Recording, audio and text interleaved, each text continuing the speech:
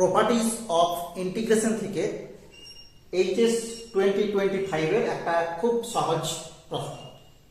কি বলা আছে, যদি fx is equal to f of a plus x হয় তবে প্রমাণ করো যে integration a to a plus t fx dx এর মান a নিরপেক্ষ। তো দেখো, আমরা যদি ধরে নিই যে এই যে ইন্টিগ্রেশনটা যেটা দেওয়া আছে এটাকে i ধরে নিলাম, a to a plus t fx dx, এটাকে আমাদের দেখাতে হবে কি যে a নিরপেক্ষ। আমরা একটা সাবস্টিটিউশন করে নিচ্ছি।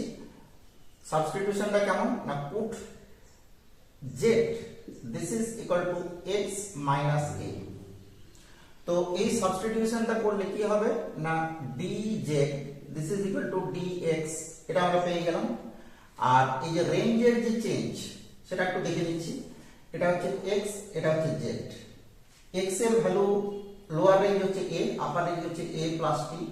তখন দেখো z এর যে lower range a minus a this is equal to 0 and upper range হচ্ছে a plus t minus a this is equal to t।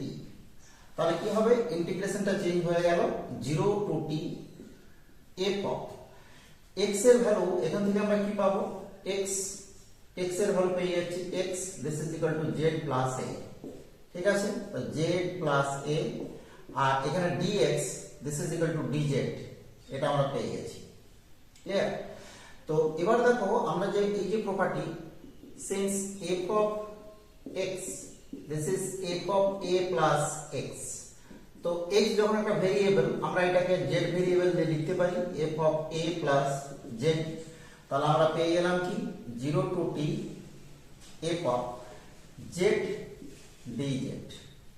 এবার দেখো, এই ইন্টিগ্রেশনকে আবার আমরা 0 টু t fx dx লিখতে পারি, কারণ আমরা জানি যে ইন্টিগ্রেশন fx dx সমান ইন্টিগ্রেশন fz dz।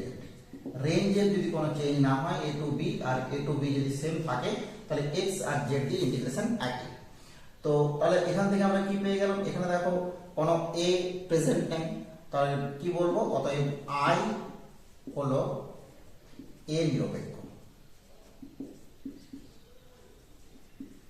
খুব সহজ একটা ইন্টিগ্রেশন এইচএস 2025 থেকে, যেটা আমরা প্রপার্টিজ অফ ইন্টিগ্রেশন বা ইন্টিগ্রেশনের ধর্ম ব্যবহার করে ফেললাম। ওকে, থ্যাংক ইউ ফর ওয়াচিং।